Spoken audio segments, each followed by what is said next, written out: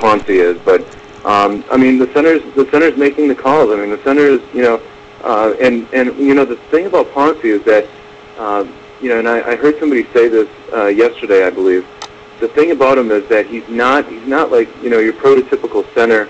He's a guy that moves levels upon levels, and that's so key. I mean, because if you're looking to run the ball, it's not the guy in front of you; it's the linebacker and the safety behind the lineman, and it's huge. And I think it's going to be. I mean, if there's going to be a factor, it's definitely going to be that injury right there. You guys listen to the Alister Conrad Show. Anybody want to call in and speak your mind on Super Bowl? Call in 646-929-0189. 646-929-0189. How about the coaching? We have a guy in Mike Tomlin who we obviously know pretty well from his days with the Buccaneers, as us being Vikings fans. Obviously, he was the defensive coordinator here in Minnesota for a year before he got the job in Pittsburgh. He has now won 2 Super Bowls in 4 years. Not bad, and you can't argue he has one of the best demeanors, and the ability to connect with his players is definitely second to none. Now you take Mike McCarthy, who has done wonders in his 5 years, and is bringing his team. Who has the coaching advantage, Bob? Well, just from, I guess, the last couple of years of experience, I definitely would say the Steelers, but Mike McCarthy's a good coach, and it's tough to say. To be quite honest with you, as a Viking fan, I wish both of those guys were our coach and not the situation we're in. So I think that the one thing that we should point out is not necessarily the head coaches, but the D coordinators that are involved in this game with Dom Capers and whoever the dude is for Steelers again. But Dick LeBeau. Dick LeBeau. They run the same defense in a sense, but Dom Capers actually taught the defense to Dick LeBeau. So I think the coordinators are going to be huge in this game. And let's not forget that Mike McCarthy calls the offensive plays for the Packers. So it should be a pretty interesting chess match. You know what's amazing about the whole defensive aspect of this, and Bob, you just mentioned it, because most people think that Dick LeBeau actually taught this system to Dom Capers, when in fact it is actually Capers who was the coordinator from 92 to 94 when those two were coaching together, and Dom actually taught Dick LeBeau. The two defenses that they run, I mean, it's so wild to watch because they're basically mirror images of each other. Troy Polamalu, Defensive Player of the Year. Clay Matthews, second runner-up, I should say, Defensive Player of the Year. Dude, man, who has the bigger game today?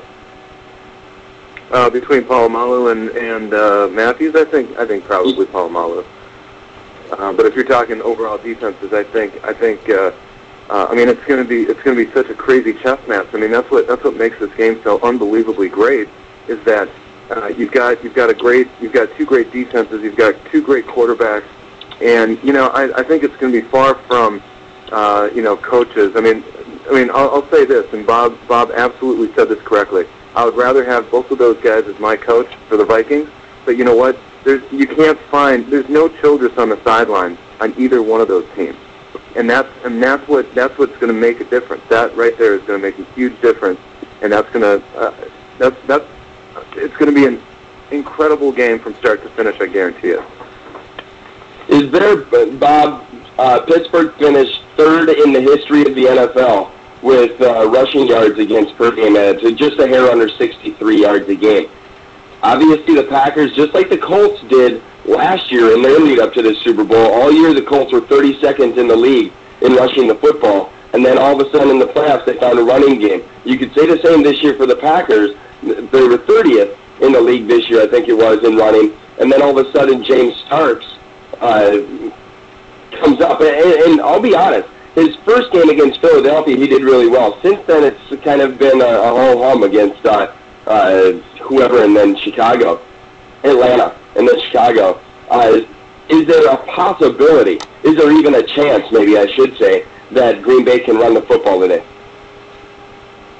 I don't think they're going to run with great success, but I think they're going to try to run.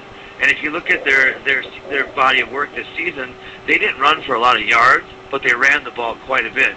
I heard a stat this morning on the radio that you think the Steelers is a run-first type of team. The Steelers ran the ball this season like 470 times. the Packers ran the ball like 420. So when you take that over the 16 games, that's really not that big of a spread. And what the Packers do is they just try to run the ball, for a couple yards here, a couple yards there to set up play action and to keep the defense a little bit more honest. And then they come back and spread the field out, with their wide receiving core and actually kick some ass. So I know they're going to try. I don't think they'll be successful, but success to me is more in the amount of times that they try to run it versus the amount of yards they're going to get. No, I think you're on the money with that too. Dude, man, back to Polamalu.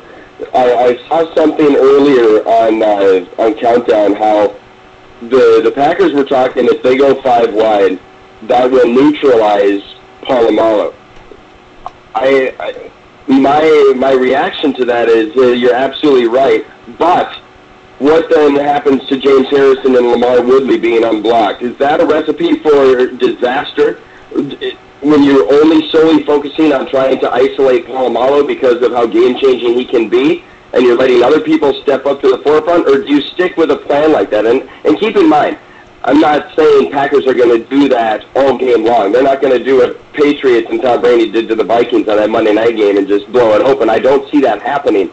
But with the pass rush from the end that the Steelers have, is it a bad plan for the Packers to open up 5 wide just so they can neutralize Polamalu? I think it's a risk. It's definitely risky. I think the biggest thing is that you're right. It's going to expose the offensive line of Green Bay quite a bit.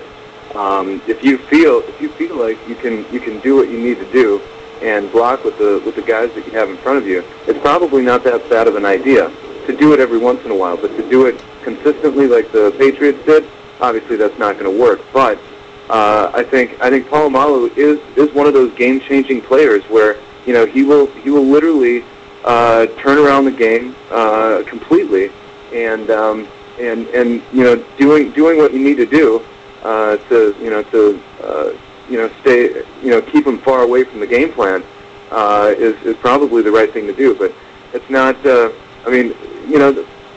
Pittsburgh has an excellent defense, and I think their defensive line is far better than the Packers' offensive line. That's probably a win for Pittsburgh if they do go 5 wide. And you just mentioned the line, though. It seems evident on both sides of the ball that Green Bay has the advantage from their defense, especially with the loss of Maurice Pouncey now on the Steelers' offense, and the Steelers' offensive line really hasn't been that good all season. Roethlisberger gets his ass kicked a lot. Same can be said, though, for the Packers' offensive line, who, albeit, has definitely stepped up and has played very well. You're still going against the Steelers and their front 7 and their defensive line, so obviously the advantage is there. I still think that the biggest thing we're not going to see, and I can't imagine we're going to see a game like we saw last year between these two teams, over 800 yards of passing, 8 touchdowns, no interceptions, a last-second touchdown. If we did see a game like that, it would be amazingly exciting. Last-second touchdown win. I don't see it being like that, and the reason for that is the secondaries on both sides I think are better this year than last year.